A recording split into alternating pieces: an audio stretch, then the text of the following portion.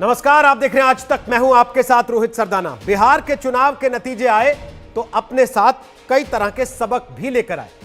सवाल यह, क्या बिहार के चुनाव के नतीजों को केंद्र सरकार के कामकाज पर मुहर माना जा सकता है, तब जबकि बिहार का नतीजा यह बता रहा है कि जेडीयू की सीटें घटी और बीजेपी की सीटें बढ़ गई।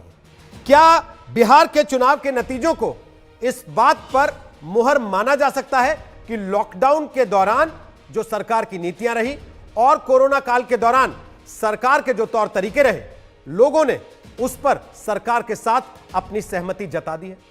और साथ ही सवाल यह भी कि क्या बिहार के नतीजे कांग्रेस पार्टी के लिए एक सबक है? हमारे साथ आज बात करने के लिए दो खास मेहमान हैं। सीधी टक्कर होगी। हमारे साथ सुधांशु त्रिवेदी हैं, सांसद हैं, राज्यसभा के बीजेपी के नेता और प्रवक्ता हैं, और हमारे साथ सुप्रिया श्रीनेत है, कांग्रेस पार्टी की प्रवक्ता हैं, पत्रकार रह चुके हैं। आप दोनों का स्वागत है आज तक पर। दोनों से बात करेंगे, लेकिन इस बहस की शुरुआत करें उसके पहले एक रिपोर्ट दिखाते हैं आपको। भारत के लोग, 21वीं सदी के भारत के नागरिक बार बार अपना संदेश स्पष्ट कर रहे हैं। अब सेवा का मौका उसी को मिलेगा जो देश के विकास के लक्ष्य के साथ ईमानदारी से काम करेगा। कल जो नतीजा है, उन्होंने साबित कर दिया है कि आप काम करेंगे तो लोगों से आपको भरपूर आशीर्वाद भी मिलेगा। किसी नेता या किसी राजनीतिक दल के लिए चुनावी सफलता बड़ी मायने रखती है। इसीलिए बिहार के चुनावी नतीजों और उपचुनावों में मिली बड़ी सफलता पर बीजेपी के उत्साह में होने का मौका भी है और दस्तूर भी। लेकिन जब प्रधानमंत्री नरेंद्र मोदी बीजेपी की सफलताओं को सबका साथ, सबका विकास और सबका विश्वास से जोड़ते हैं, तो कांग्रेस सांसद राहुल गांधी के हमले थमे नहीं। 12 नवंबर को राहुल गांधी ने लिखा, भारत के इतिहास में देश में पहली बार मंदी छाई है। भारत की ताकत को मोदी जी ने कमजोरी में बदल दिया। बिहार का नतीजा नहीं आया था, लेकिन 8 नवंबर को नोटबंदी की सालगिरह थी, तो राहुल ने लिखा, नोटबंदी पीएम मोदी की सोची समझी चाल थी, ताकि आम जनता के पैसे से मोदी मित्र पूंजीपतियों का लाखों करोड़ रुपए कर्ज माफ किया जा सके। गलतफहमी में मत रहिए, गलती नहीं हुई, जानबूझकर की गई थी। इस राष्ट्रीय त्रासदी के 4 साल पर आप भी अपनी आवाज बुलंद करिए। इससे पहले 4 नवंबर को राहुल का निशाना था, एक तरफ किसान पर दोहरी मार, महंगे बीज और कम दाम पर उपज की खरीद, दूसरी तरफ उपभोक्ता पर चारों तरफ से महंगाई की मार, जिम्मेदार सिर्फ मोदी सरकार। 2 नवंबर को राहुल गांधी ने लिखा था,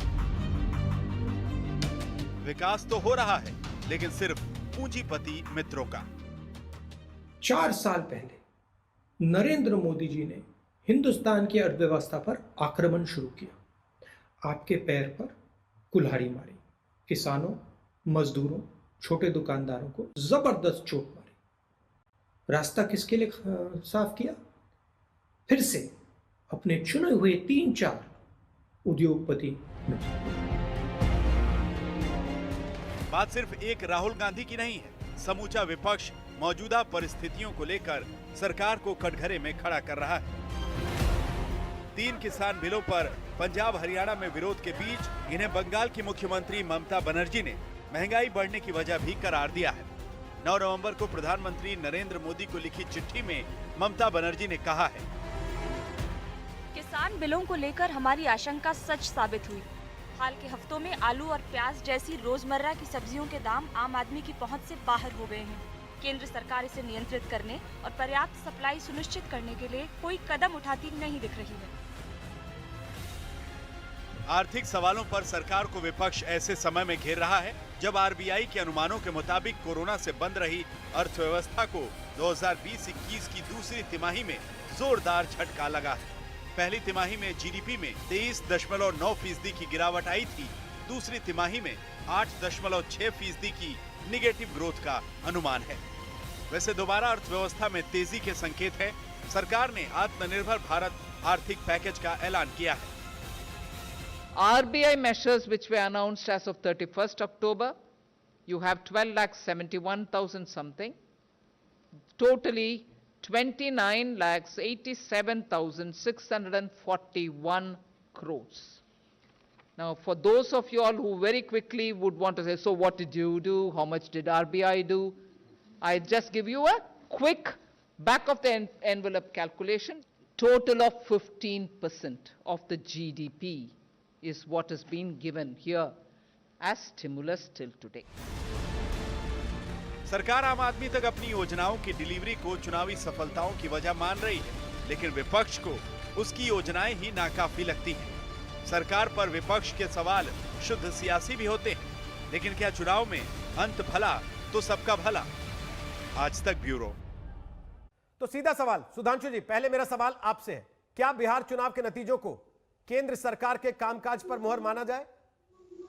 रोहित जी, देखिए, केवल बिहार चुनाव के परिणाम नहीं थे।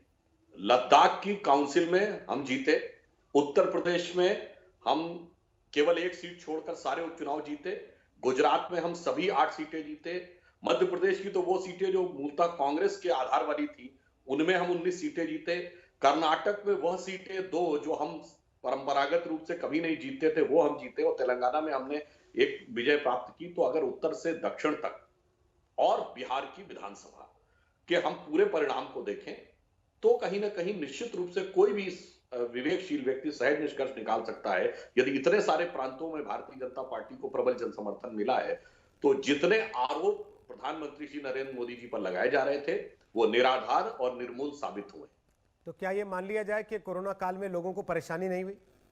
क्या यह मान लिया जाए कि लॉकडाउन के दौरान जो मजदूर अपने घरों को पैदल जा रहे थे उन्होंने उस दिक्कत को दिक्कत नहीं माना और सरकार से सहमति दे दी, हाँ में हाँ मिला दी, क्योंकि चुनाव के नतीजे पॉजिटिव? आपने बहुत ही उचित सवाल उठाया है। इसका अर्थ ये कदापि नहीं है कि कोरोना काल में लोगों को कष्ट नहीं हुआ, लोगों को बहुत कष्ट हुआ, परंतु यह इस बात का प्रतीक है कि भारत की विवेकशील जनता ने यह समझा कि इन परिस्थितियों में इससे बेहतर व्यवस्थाएं नहीं की जा सकती। जैसे परिवार में बुरा वक्त आता है तो ऐसा नहीं कि परिवार के सदस्यों को कष्ट नहीं होता है, परंतु परिवार का जो मुखिया है, अगर परिवार के सदस्यों को यह विश्वास है कि हाँ मुखिया ने अपने स्तर से पूरा प्रयत्न किया, अब परिस्थिति ऐसी थी तो इतना कष्ट तो सबको सहना पड़ा, यह उस बात का प्रमाण है। कष्ट हुआ है, परंतु कष्ट में सरकार की तरफ से ईमानदारी से और वर्तमान परिस्थितियों में सबसे बेहतर प्रबंधन हुआ है, यह इसका प्रमाण। सुप्रिया सुनेत, क्या बिहार चुनाव के और जैसा सुधांशु जी कह रहे हैं उपचुनाव के भी नतीजे साथ में देखिए जो देश के अलग अलग हिस्सों में हुए, उनको आप केंद्र सरकार के कामकाज पर मोहर मानती? मैं सबसे पहले तो आपको, आपके पूरे चैनल को और हमारे सब व्यूअर्स और सुधांशु जी को भी दीपावली की शुभकामनाएं देती हूं और ईश्वर से प्रार्थना करती हूं कि सब लोग खुश रहें और स्वस्थ रहें। मेरा यह मानना है कि बिहार में चुनाव हुआ और एक बहुत ही मुस्तैदी से लड़ा गया चुनाव था। जीत हार चुनाव में होती है और हाँ, हमारी वो सीटें नहीं आई। अब मैं इस समय ये बात नहीं करूंगी कि 10 सीटों पर लोकल प्रबंधन का कुछ दिक्कतें थी, वो सब बात मैं नहीं करूंगी। ये लोग जीते हैं चुनाव, इनको बधाई हो। लेकिन ये भी जानना होगा कि जो फर्स्ट इलेक्टोरल बैलेट होता है उसमें हम लोग कभी कभी कुछ चीजों पर ध्यान नहीं देते हैं। बिहार में एनडीए वर्सेस महागठबंधन में अंततोगत्वा केवल 12,000 वोटों का अंतर था। पूरा चुनाव मिलाकर 12,000 वोटों के अंतर से वो पूरा बिहार का चुनाव जीते और हम उतनी सीटें नहीं ला पाए। अब ऐसा है कि ये लोग कहेंगे सब कुछ अच्छा है, सब कुछ चंगा सी, क्योंकि बिहार ने वोट दे दिया है।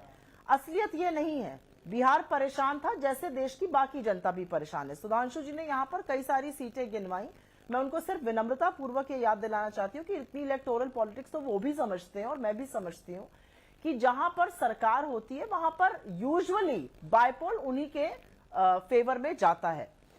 क्या मुद्दे खत्म हो गए जिन पे बिहार चुनाव लड़ा गया? बिल्कुल नहीं। क्या मुद्दे खत्म हो गए कोरोना के? बिल्कुल नहीं। क्या अर्थव्यवस्था बिल्कुल सुचारू रूप से चल रही है? बिल्कुल नहीं। अब तो हम टेक्निकली रिसेशन में भी आ गए हैं।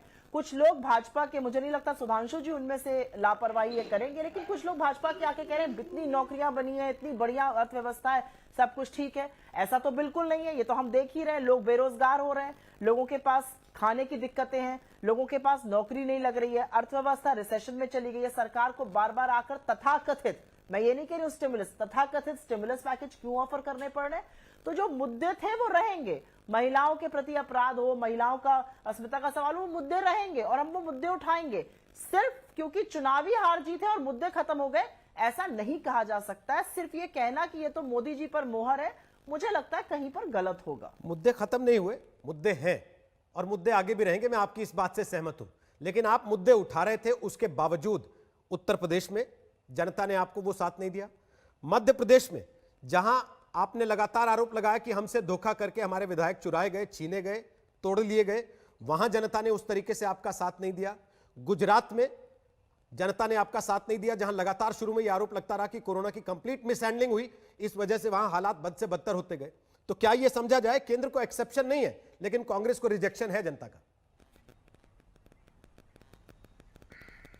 नहीं, मुझे ऐसा नहीं लगता है। मैंने पहले भी कहा, पता नहीं आपने सुना कि नहीं, कि जहां पर सरकार होती है इनकम्बेंट, वहां पर बाइपोल यूजुअली उनके फेवर में जाता है। हाँ, मैं ये बिल्कुल कहूंगी और दिल पर हाथ रख के कहूंगी कि थोड़ी हमें निराशा होती है इससे, क्योंकि जो मुद्दे हम लोग उठाते हैं, चाहे उत्तर प्रदेश में अपराध का मुद्दा, और ये बहुत बड़ा मुद्दा है। मैं और सुधांशु जी दोनों उत्तर प्रदेश से आते हैं। अगर कोई दिल पे हाथ रख के कहते कि उत्तर प्रदेश में राम राज्य है, तो वो झूठ बोल रहा होगा। उत्तर प्रदेश में महिलाओं के खिलाफ अपराध इस कदर बढ़ रहा है और जिस तरह से भाजपा के काफी लोग उसमें शामिल रहते हैं, वो अपने आप में चिंताजनक है।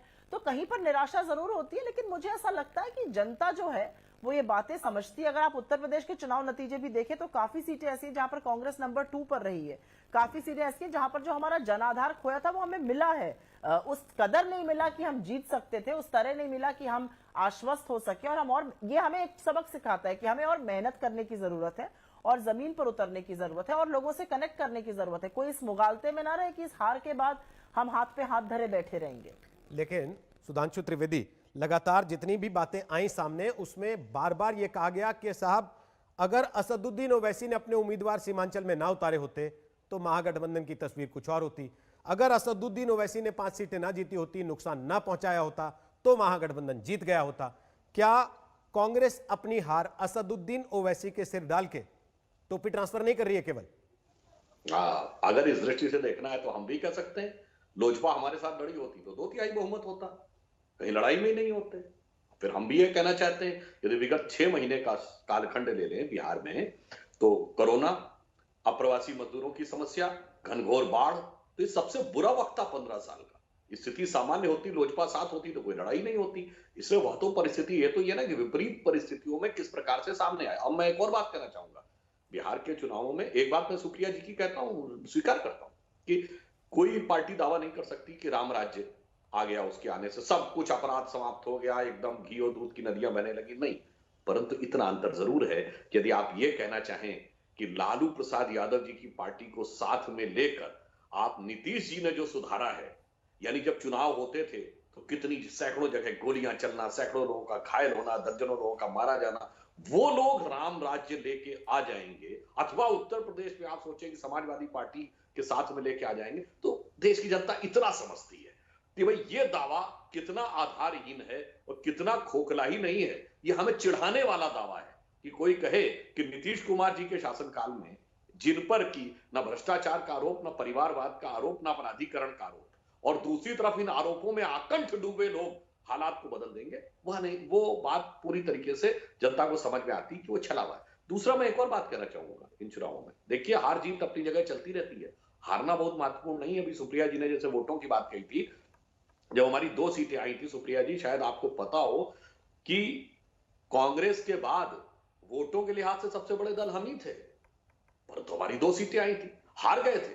मगर मुझे याद है, मैं बच्चा था, मगर मैंने प्रबल कांग्रेसियों को यह कहते सुना कि अटल बिहारी वाजपेयी जी जैसे व्यक्ति को हारना नहीं चाहिए था, इन्हें संसद में जरूर होना चाहिए था। पर आज मैं ईमानदारी से कहूं कि राहुल गांधी जी अमेठी हार गए, भारत के तो लोग छोड़िए, कांग्रेस के ही 10 लोगों के अंतःकरण से पूछ लीजिए, युवाओं से लेकर बुजुर्गों तक, वो सारे युवा बुजुर्ग जो है वो दिल से क्या बोलते हैं, मैं कुछ नहीं कहना चाहूंगा, वो स्वयं सोच लें। इसलिए यहां मुद्दा क्रेडिबिलिटी का है।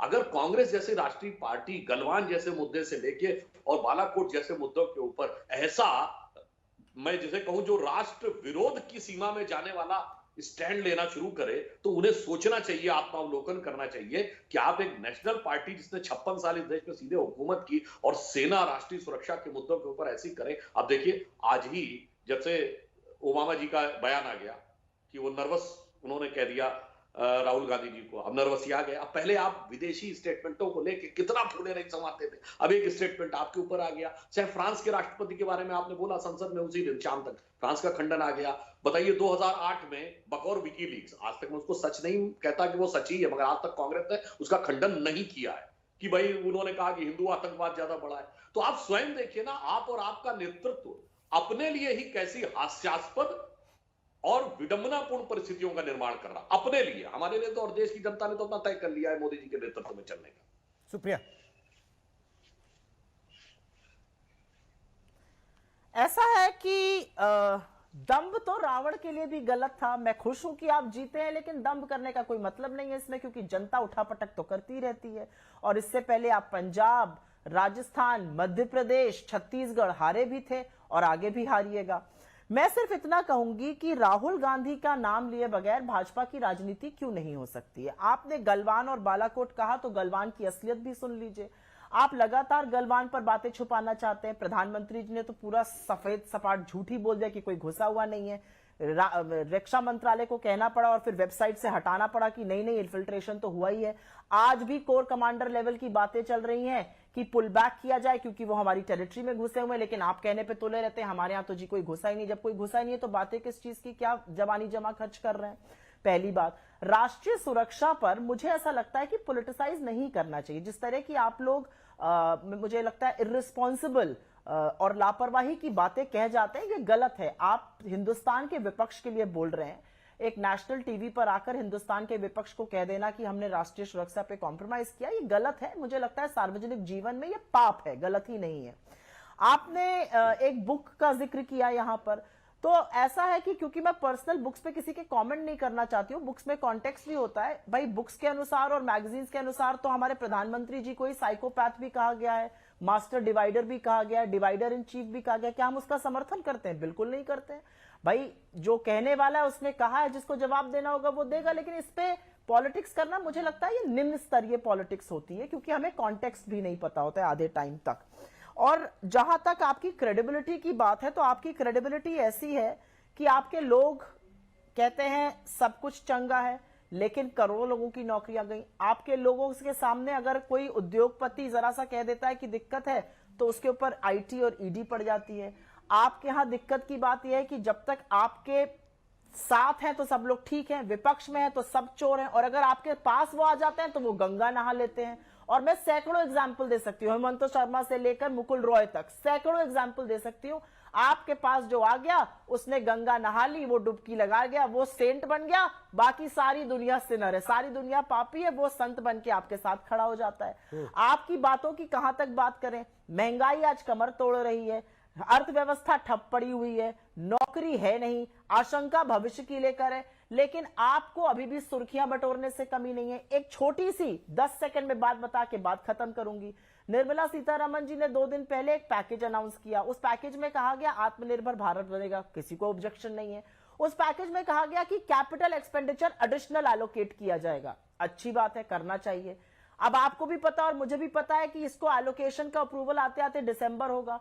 ये यूज जनवरी, फरवरी, मार्च में ही हो सकता है। ये भी सरकार के ओर से ही ऑर्डर आया हुआ है कि 4th क्वार्टर में सेक्टर्स जो है वो इन्वेस्ट ही नहीं करेंगे। तो आपको पता है कि इन्वेस्टमेंट होगा नहीं, फालतू का सिरखिया बटोरने के लिए आपने एलोकेट कर दिया। इस तरह के झूठ से सरकारें नहीं चलती हैं, गलत है ये। आप लोगों के साथ छलावा कर रहे हैं, ठीक है, वोट आपको मिल रहा है, लेकिन अंततोगत्वा इसका फैसला करेगी सरकार, जनता ने मत। भाई जनता फैसला करेगी, ये बात तो हर बार कही जाती है, और फिर हर चुनाव के बाद जब आपके पक्ष में फैसला आ जाता है तो आप कहते हैं कि देखो जनता ने फैसला कर दिया।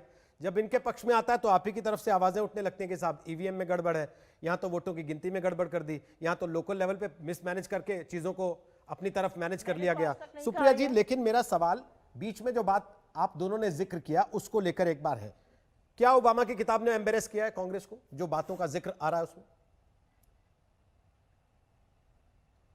नहीं, बिल्कुल नहीं, एब्सोल्युटली नॉट।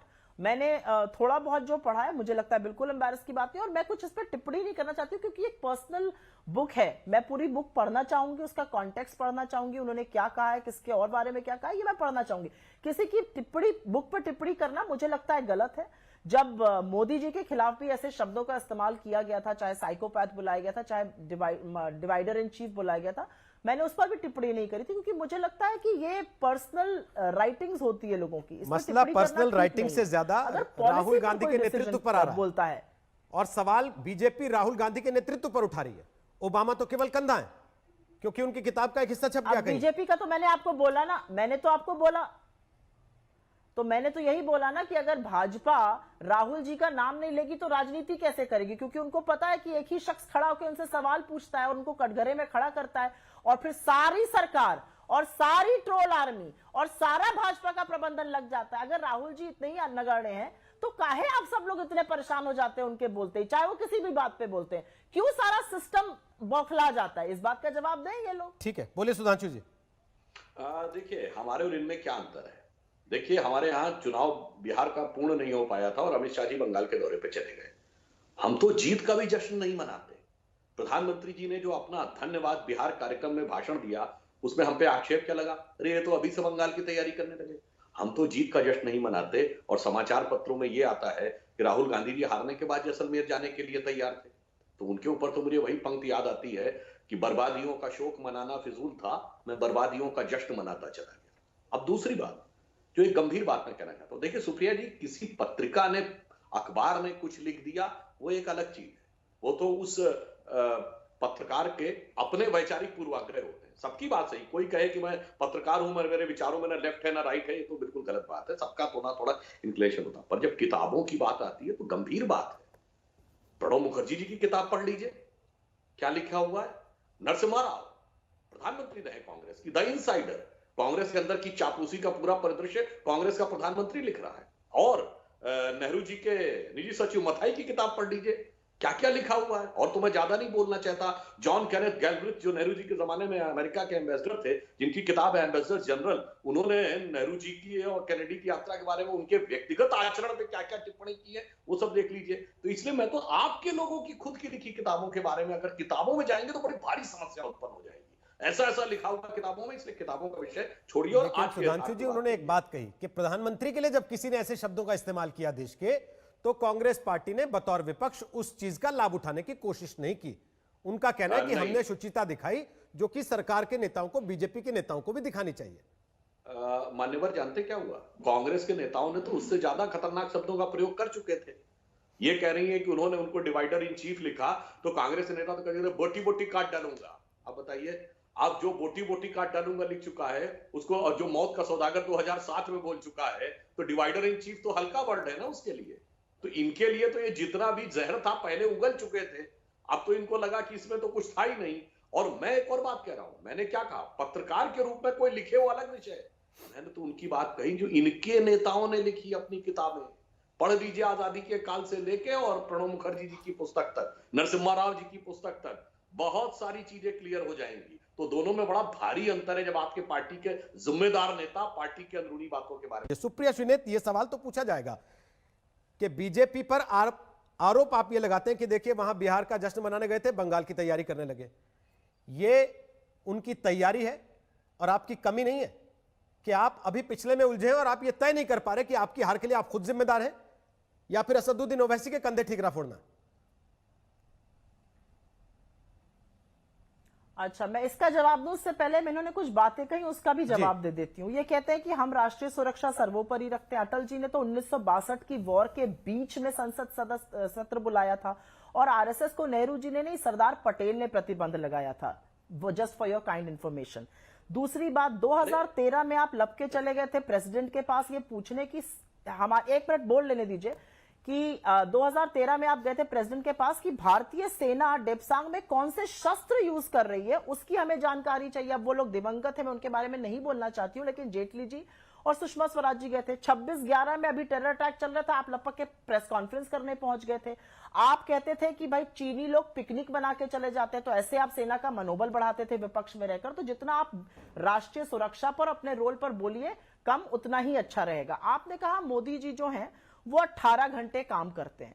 भाई 18 घंटे उनसे हाथ जोड़ के कह दीजिए काम ना करें, क्योंकि 18 घंटे काम करने के बाद और एक भी छुट्टी ना लेने के बाद देखिए देश कहां पहुंच गया है, कहां अर्थव्यवस्था पहुंच गई है, कहां सामाजिक ढांचा पहुंच गया है, कहां इंस्टीट्यूशंस पहुंच गया है। लोग सबसे ज्यादा बेरोजगारी आज देश में है, तो भैया इतना काम ना करें। इतना काम करने का नतीजा अगर ये, तो उनसे कहिए थोड़ा कम काम करें, तो शायद चीजें अपने आप सुधर जाएंगी। क्योंकि अगर इस तरह से काम हो रहा है तो चीजें बड़ी बिगड़ रही हैं, अर्थव्यवस्था ठप है, ना निवेश हो रहा है, ना उपभोग बढ़ रहा है, ना नौकरियां बन रही हैं। अब एक और बात आपसे कह दूं, आपने कहा पाक के पास गले लगाना, कौन दौड़ा दौड़ा लाहौर गया था बिना इनवाइट के? किसको वहां पर जाके नवाज शरीफ के माता जी के पैर छू के बिरयानी सिवाय जो भी खाई? ये बताइए कि पाक के आर्मी चीफ ने वहां पर मोदी जी से सलूट करने से मना कर दिया, क्या ये गलत नहीं था उनका बिना किसी को कॉन्फिडेंस में लिए, बिना कैबिनेट को, बिना सरकार को कॉन्फिडेंस में लिए जाना? इन सब बातों का कोई मतलब नहीं है, बातें मुद्दों पर होनी चाहिए। आप कह रहे हैं कि आप बंगाल चले गए, अमित शाह जी जब बिहार का चुनाव चल रहा था, अच्छा चले गए, बंगाल आपको अच्छा सबक सिखाएगा। आप हमारी सीरियसनेस पूछते हैं। जो लीडर ऑफ कांग्रेस हैं लोकसभा में, अधीर रंजन चौधरी जी, उनको पहले ही पीसीसी चीफ बनाया जा चुका है वेस्ट बंगाल का। हम इतने सीरियस हैं उस चुनाव को लेकर। बंगाल एक ऐसी सोसाइटी है, बस पश्चिम बंगाल एक ऐसी सोसाइटी है जहां से रेनेसां की शुरुआत हुई थी। वही सोसाइटी इतनी विकसित है, वो आपको दिखाएगी। आप बंगाल चिल्ला रहे हैं, बिहार वाले अनपढ़ थे क्या? विद्यासागर की मूर्तियां तोड़वाते हैं वहां जाके आपके लोगों को। यही नहीं, एक मिनट रुक जाइए, मुझे बोलने दीजिए, मुझे बोल लेने दीजिए पहले, उसके बीच में आप बोलिएगा, मैं एक मिनट अपनी बात खत्म कर लूं। ईश्वर चंद विद्यासागर की मूर्तियां आपके लोगों ने तोड़ दी, ये बंगाल का आप सम्मान करते हैं। बिरसा मुंडा की मूर्ति पर माला चढ़ाने के बजाय गलती से किसी और की मूर्ति पर माला चढ़ा दी, ये आप जानते हैं बंगाल की संस्कृति के बारे में। आपको ममता बनर्जी ने और बंगाल ने बार बार हराया है, अभी आगे आगे देखिए होता है क्या। लेकिन एक बात का जवाब नहीं दिया आपने सुप्रिया जी, कि भाई वो तो तैयारी कर रहे हैं, आप लोग क्या कर रहे हैं? आदमी ढूंढ रहे हैं किसके सिर पे डालें कि इसकी वजह से हारते हैं हम। ये सारी बातें बिहार के चुनाव के पहले और बिहार चुनाव के दौरान भी कही गई थी। हम भी तैयारी कर रहे हैं, मैंने बोला, आपने सुना नहीं क्या रोहित जी? आपने बोला हमने पीसीसी चीफ बना दिया अधीर रंजन चौधरी को, यही तैयारी है आपकी? हो गया, इससे खत्म है बात। इसके बाद सीरियस है? नहीं, बिल्कुल नहीं है। हम लोग ग्राउंड पर काम कर रहे हैं, आपको दिखेगा वो काम।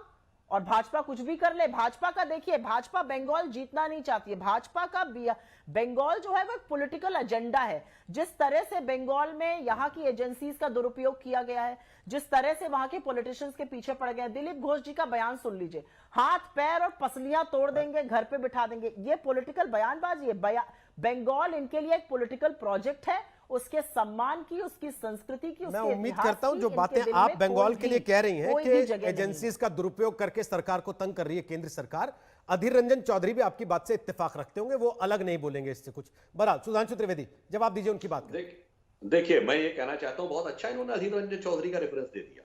अधीर रंजन चौधरी जी तो एक ट्वीट कर दिए थे ना चीन को लेकर, क्या किया था? डपट के चुप करा दिया गया था, और फिर उपनेता प्रतिपक्ष जो हैं आनंद शर्मा जी, उनके द्वारा उसका खंडन कराया गया था। तो अधीर रंजन चौधरी जी और उनके, आपने कहा बंगाल, बिल्कुल हमारे लिए बंगाल राष्ट्रीय अस्मिता, राष्ट्रीय गौरव का एक प्रोजेक्ट है, जहां से वंदे मातरम, जिसको लेकर आप लोगों को आपत्ति रहती है, और जनगण मन दोनों निकले। हाँ, आपके लिए एक ऐसा प्रोजेक्ट है। गृह मंत्री के रूप में अमित शाह जी ने क्या कहा? सिर्फ हमारे कार्यकर्ताओं की हत्या नहीं हो रही है, कम्युनिस्ट पार्टी और कांग्रेस कार्यकर्ताओं की हत्या हो रही। आपके लिए ऐसा कंप्रोमाइजिंग प्रोजेक्ट है कि अपने कार्यकर्ताओं की हत्या के लिए मुंह से शब्द नहीं निकालते, क्योंकि शायद थोड़ा ममता जी के साथ अंडरस्टैंडिंग हो जाए तो केंद्र में भाजपा को हराने के लिए कोई आधार मिल जाएगा। इसलिए मैं कहना चाहता हूं कि हमारी सोच और आपकी सोच में एक भारी अंतर है। और दूसरी बात जो आपने ये बात कही, मैं फिर विनम्रता से पूछना चाहता हूं, आपके नेता लोकसभा में अधीर रंजन चौधरी जी हैं प्रतिपक्ष, राज्यसभा में गुलाम नबी आजाद साहब, कितने कार्यक्रम इन लोगों के लगे? चलिए, अध्यक्षा जी का स्वास्थ्य उतना नहीं अच्छा होगा, हम मान लेते हैं। उपनेता राहुल गांधी जी क्या है आज की डेट में? कुछ नहीं। मतलब जिसने रिस्पॉन्सिबिलिटी छोड़ दी उन्हीं को आप जलवाए जलाल कर रहे हो, और कितनी 15 या 16 कितनी सभाओं की जो बात करते हैं।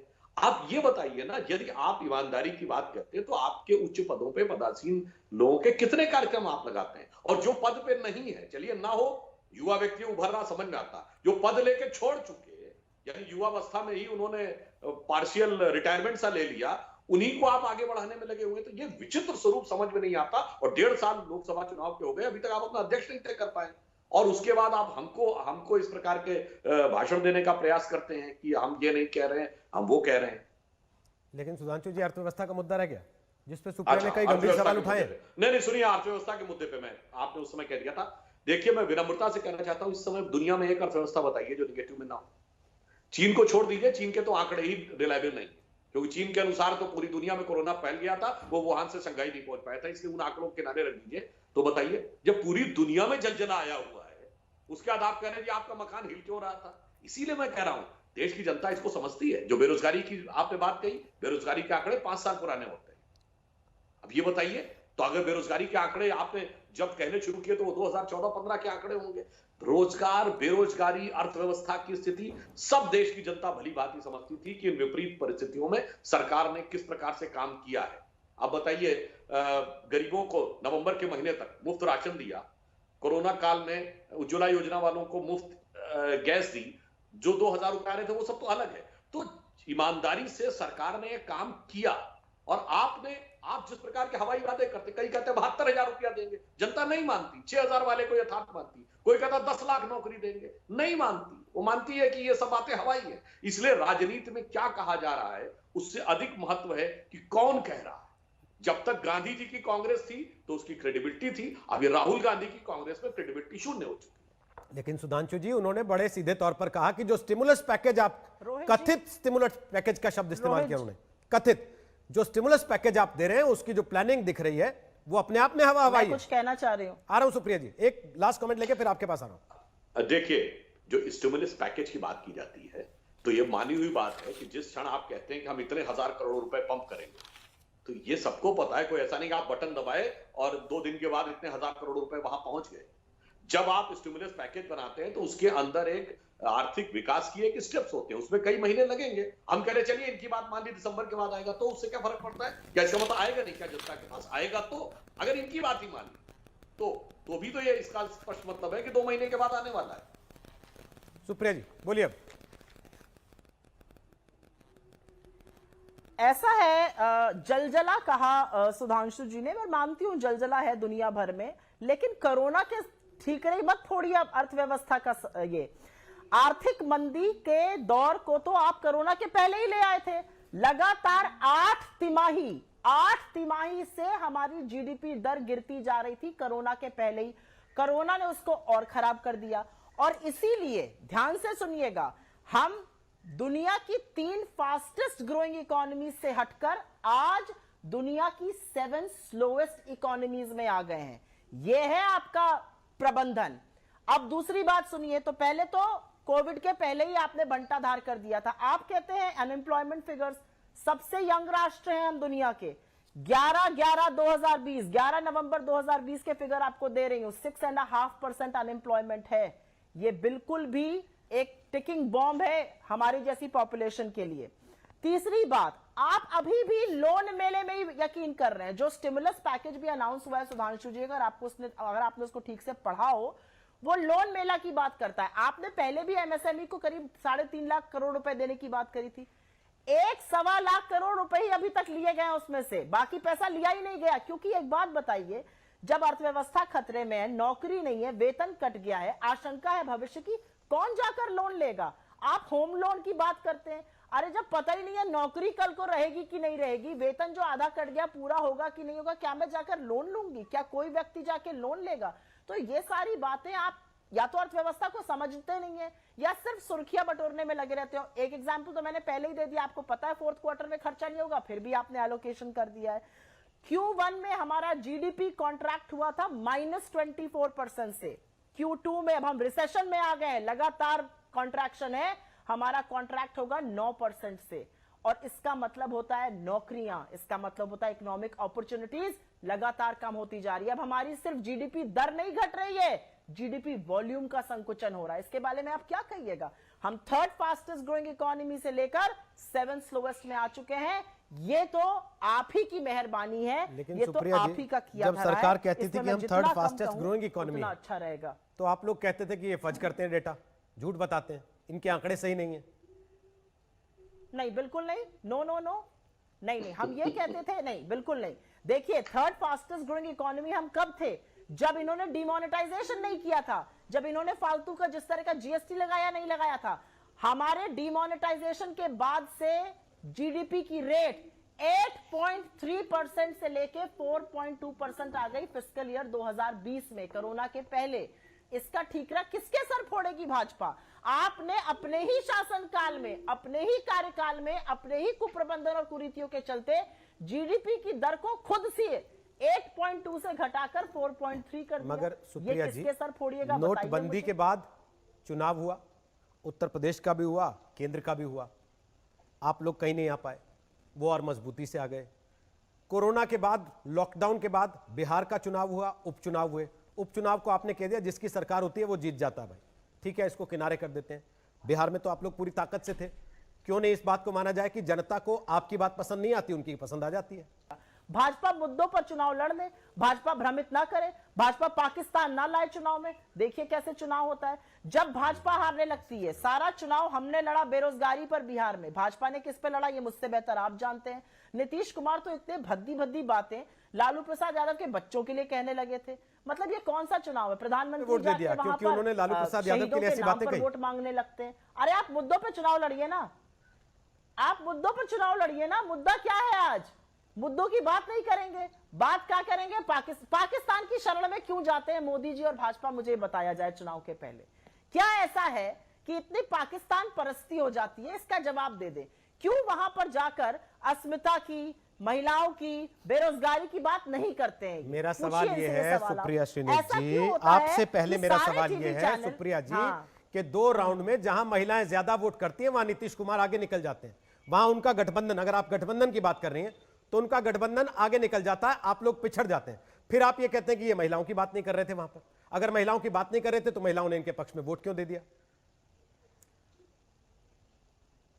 भाई महिलाओं ने पक्ष में वोट दे दिया होगा, लेकिन 175% इंक्रीज हुआ है पिछले 15 साल में महिलाओं के खिलाफ अपराध। इस सत्य को भी तो आप नहीं नकार सकते हैं ना, ये भी तो समझिए आप। इस सत्य को आप कैसे नकार दीजिएगा? आप कह रहे हैं नीतीश जी के साथ जो भाजपा गेम खेल रही थी उसके चलते उनकी 43 सीट आ गई। अभी तो ये संकट है, अब मॉरली तो पता नहीं वो चुनाव में मुख्यमंत्री बनेंगे कि नहीं बनेंगे, लेकिन ये भी बात चल रही है। ओके, लास्ट कमेंट सुधांशु, जवाब देखिए जो अभी इन्होंने कहा मुद्दे खत्म हो जाएंगे सुधांशु कि लास्ट। मूल मुद्दों पे चुनाव हो, जिसकी थाली पर चोट पहुंचती उसे पता चलता है। जनता ने देखा है मूल मुद्दों पे। कहे थे 5,000 रुपया बेरोजगारी भत्ता देंगे राजस्थान में, 2 साल हो गए, दे दिया क्या? इसलिए सबको पता है कि कौन सिर्फ सुर्खियां बटोरने के लिए करता है, कौन यथार्थ के लिए करता है। कहे थे किसानों का कर्जा माफ होगा 1, 2, 3, 4, 5, 6, 10 दिन में, नहीं तो हटा दूंगा। माफ हो गया सबका, हटा दिए। एक्चुअली में क्या है कि आप मुद्दा समझ ही नहीं पा रहे हैं, और जो मुद्दा आप कहने का प्रयास कर रहे हैं उसमें जनता आपकी विश्वसनीयता पर विश्वास नहीं कर पा रही। ठीक, हकीकत ये।